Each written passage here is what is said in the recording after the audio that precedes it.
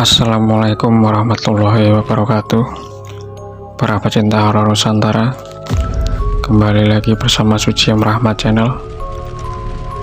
Dan terima kasih sudah mengeklik channel ini. Jangan lupa tekan tombol subscribe dan juga loncengnya, dan juga like, komen, juga share-nya teman-teman. Dan kali ini Suciam Rahmat Channel akan menceritakan sebuah cerita horor yang berjudul Gudang Bogor Berdarah.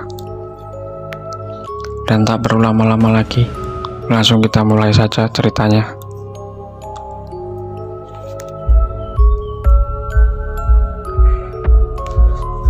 Kadang kita harus dipaksa untuk menghadapi keangkeran atau keseraman tempat kerja. Kadang juga kita harus diperlihatkan oleh sosok-sosok yang mengerikan.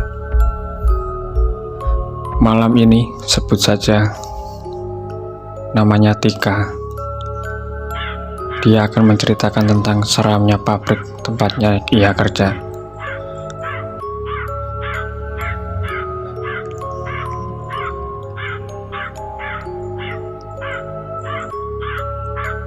Di sini saya mau menceritakan tentang pengalaman saya pas kerja di salah satu pabrik Bogor. Jadi kantorku ini letaknya di kawasan Bogor, bukan di pusatnya juga, tapi masih tetap ramailah kawasannya. Bulan September 2023, jadi kami para karyawan lagi lembur nih ceritanya. Biasa kalau akhir bulan pasti lembur buat bikin laporan. Tapi malam itu saya baru sadar. Saya baru aja bangun dari pingsan. Iya, pingsan. Karena apa? Posisi malam itu saya lagi bikin laporan di meja kerja saya. Nah, di depan meja saya ini ada Dini, Riza, sama Melia. Mereka lagi ngobrolin tentang sosok hantu perempuan berambut merah, penunggu gudang belakang. Kalau nggak salah ingat, mereka ngobrolnya ini. Kalian tahu nggak, Riz, Mel, kalau di gudang belakang itu angker loh. Dini nyaris berbisik sambil badannya condong ke depan. Pandangannya menatap Riza dan Melia bergantian. Katanya siapa, Din? Sahut Melia. Dia juga ikut berbisik. Banyak kok karyawan sini diganggu sama sosok berambut merah, penunggu gudang belakang itu. Alah, jangan sok tahu deh, mana ada hantu di sini. Palingan cerita itu cuman buat nakut-nakutin aja, sangkal Riza. Dia kayak nggak percaya gitu. Beneran tahu.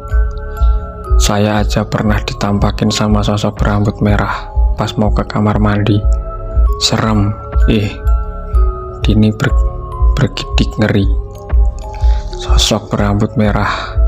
Bu Hartini, kepala gudang maksud lo, sahut Risa. Mereka bertiga lalu tertawa. Bukan, beda.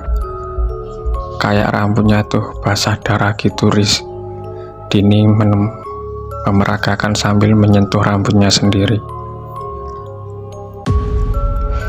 Cewek kalau udah gabut dan ketemu sama partner yang frekuensi, ngegosipnya parah. Tapi mungkin mereka ada benernya juga. Masalahnya, gudang itu pernah jadi saksi bisu kalau dulu ada karyawan yang meninggal karena dibunuh, kepalanya dipukul sampai hancur. Gila emang. Sebenarnya gue tertarik mau ikut gabung mereka, tapi pas gue denger sosok perempuan berambut merah disebut, tiba-tiba jadi merinding. Ya bayangin aja, gimana kalau nanti pas saya mau ke kamar mandi terus ketemu sama sosok itu, atau pas pulang lembur dia bonceng motorku. Kan gak lucu, Nyir. Dan makin ciut lagi pas gue ngelirik lembaran laporan yang berserakan di atas meja. Rasanya mau pecah kepala. Laporan belum selesai, malah ditambah suruh mikir setan.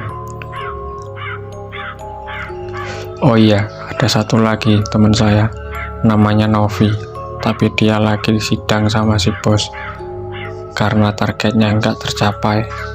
Nah, kejadian yang saya alami ini ada sangkut pautnya sama Novi. Sebelum lanjut bikin laporan, saya putusin buat ke kamar mandi dulu. Saya sampai nggak sadar kalau malam itu nyaris jam 10 malam. Alhasil mau ke toilet pun saya harus berpikir 2 kali. Soalnya saya masih terngiang-ngiang sama pembahasan sosok berambut merah itu. Ya udahlah, daripada nanti nggak fokus bikin laporan, saya pergi ke toilet nih. Sebelum sampai toilet, saya harus lewatin koridor atau lorong yang bisa dilewatin 2 orang. Kalau perpapasan dan gudang angker sebelum sampai kamar mandi. Ya ampun, saya nepuk jidat sendiri. Mau pipis saja kok susahnya setengah mati. Jadi gini, saya nih orangnya memang cekatan kalau masalah pekerjaan. Tapi kalau udah bicara tentang hantu, jangan ditanya, nyaliku langsung ciut. Soalnya dulu pernah sekali saya dibikin takut sama teman-teman waktu di kosan. Lutut langsung lemes dan saya rasa lebih baik pingsan saat itu. Dan kata teman saya, sifat saya ini berlebihan, imajinasi terlalu liar, sampai-sampai saya bisa bayangin sesuatu yang sebenarnya belum tentu terjadi. Nah, itu nyaris kayak gini. Saya lagi berdiri sambil ngeliatin lorong, padahal di depan sana tuh terang. Tapi ya seperti yang saya jelasin tadi, pikiran udah berimajinasi kemana-mana. Antara gimana kalau di pojokan sana ada sosok berambut merah, atau ada sosok pocong yang nungguin di kamar mandi. Pas saya ngelamun sambil membayangkan dugaan dan terkaan itu, tiba-tiba ada yang nepuk pundak saya, mau pipis dik. Sontak saya langsung menoleh dan tahu sendirilah, kata-kata kasar langsung keluar. Anjing, apaan sih lo Nov? Nah, brengseknya si Novi ini malah ketawa. Salah sendiri ngelamun di tengah jalan. Dah yuk bareng aja kalau mau pipis, ajak Novi. Dan di sini saya belum ngerasa janggal sama Novi, dan saya seneng dong ada yang nemenin. Yuk, balasku.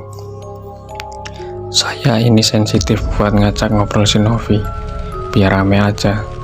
Nah, pas banget saya lewatin gudang. Kebetulan pintu gudang itu kebuka, jadi ada celah buat saya bisa lihat isi dalam gudang. Gelap dan serem banget. Jadi sebenarnya gudang ini kayak ruangan biasa, cuma lebih luas saja daripada ruangan lain. Saya kasih tahu biar kalian ada gambaran. Gudang ini pakai pintu geser besi. Kalau pas dibuka bunyi suara geradak-geradak. Nah, di dalamnya itu sebelah sisi kanan ada tumpukan kardus, meja, kursi, sama barang-barang inventaris. Sedangkan di sisi kiri ada ruangan kecil semacam loket. Nah, di situ kalau malam serem banget, apalagi sering banget tuh kedengaran dari luar kalau ada barang-barang jatuh. Tapi pas dibuka dan dicek, nggak ada satu barang pun yang jatuh. Semua dalam kondisi normal. Pernah juga di sini diganggu. Dia masuk ke gudang buat cari berkas yang ada di dalam ruangan, semacam loket itu. Pas dia masuk ke dalam ruangan, tiba-tiba Dini kayak dengar ada suara yang manggil. Dia katanya lihat Melia sedang berdiri membelakangi. Pas dipanggil dan disamperin, tahu nggak, itu kepala Melia muter ke belakang, dan setelah itu kepalanya jatuh menggelinding ke kaki Dini. Sontak Dini langsung lari keluar, dan siang itu heboh banget di kantor. Balik lagi ke cerita. Nah, pas kita lagi ngobrol, saya ingat kalau si Novi tadi kan habis dipanggil sama atasan. Aku tanya, "Pak Bos bilang apa tadi, Nov?" "Biasalah, Tik, target bulanan." Saya ketawa kecil. "Emangnya target lo kurang berapa?" "Masih kurang banyak," kata Novi. Dan kali ini saya baru ngerasa kalau Novi ada yang beda. "Novi kok jadi pendiam ya?" batin saya. "Ah, mungkin karena habis dipanggil atasan, dia jadi agak bad mood kali," pikir saya begitu. Soalnya dia jawabnya tuh datar banget. Setelah melewati gudang, masih aman, gak ada gangguan sama sekali. Tapi ketika selesai dari kamar mandi, tempatnya baru beberapa langkah keluar kamar mandi, tiba-tiba Novi ini bilang gini, "Kamu tahu nggak, Tik, kalau yang dibicarakan Dini tentang berambut merah itu benar loh." Aku langsung berhenti sambil mikir, "Novi, apa dia tahu sesuatu? Maksud lo apa, Nov?" Nah, ini kejadian epic banget sih. Jadi pas saya nanya, "Maksud lo apa?" itu tiba-tiba dari arah lain terdengar jelas suara yang memanggil nama saya. Tika, kamu di mana?" Jelas banget itu, saya tahu suara siapa. Itu suara Novi dari ruangan admin. Saya berdiri, diam sambil mencerna apa yang sebenarnya terjadi. Dan entah kenapa, secara refleks, pandangan saya langsung tertuju pada sosok yang berdiri di depan saya sambil membelakangi itu. Dan bersamaan dengan itu, aroma amis, benar-benar amis seketika menyeruak masuk hidung. "Tika, kemana sih?" Dan suara Novi kembali terdengar dari ruangan sana. "Anjir, ini siapa?" batin saya begitu. Dan sialnya pas saya batin itu, Novi yang di depan saya ini ketawa. Ia ketawa nyeremin gitu. Udahlah, saya nggak tahu lagi mau gimana. Saya udah coba teriak minta tolong, tapi suara kayak ketahan gitu. Mau lari nggak bisa, lutut tiba-tiba lemes, gemeteran.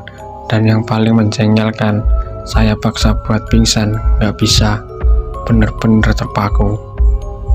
Ya Allah, ini aku harus gimana? Saking takutnya, saya baca doa sampai salah-salah. Gak lama dari situ, sosok yang berdiri di depan saya itu, kepalanya muter ke belakang. Dan kamu tahu gak, pas kepala muter itu, saya semacam kehipnotis. Seolah-olah saya dipaksa buat ngeliat muterin kepalanya. Dan ada suara kemeratak kayak tulang patah. Sosok itu lalu tersenyum ngeri sampai kedua ujung bibirnya nyaris menyentuh telinga.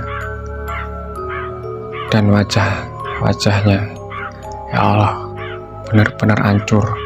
Kulit mengelupas, daging pipinya kayak hancur. Novi yang berada 2 langkah di depan saya ini bukan Novi yang saya kenal.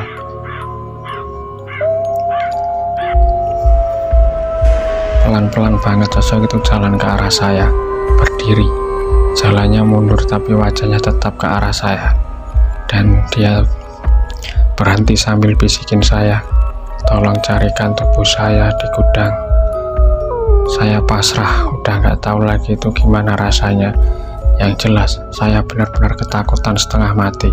Keringet dingin, makin lemes. Lutut saya kayak ngangkat beban berat banget. Sampai saya benar-benar gak inget lagi. Semuanya berubah menjadi gelap.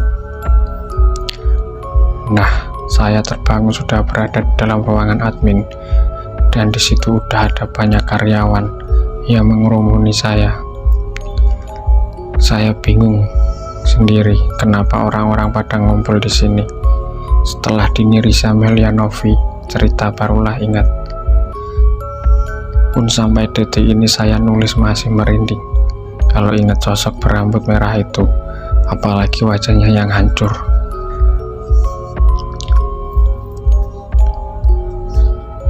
Dan begitulah sekelumit cerita.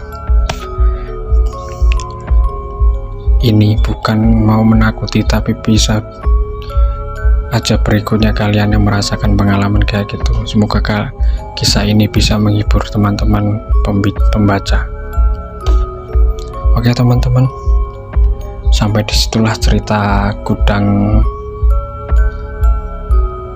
Bogor berdarah ini. Tuh, jangan lupa klik tombol like, komen, serta subscribe-nya. Dan sumber cerita ini berasal dari akun thread Kalong Cerita Setan, dan juga dari Tika. Oke teman-teman, cukup sampai di sini dulu. Assalamualaikum warahmatullahi wabarakatuh.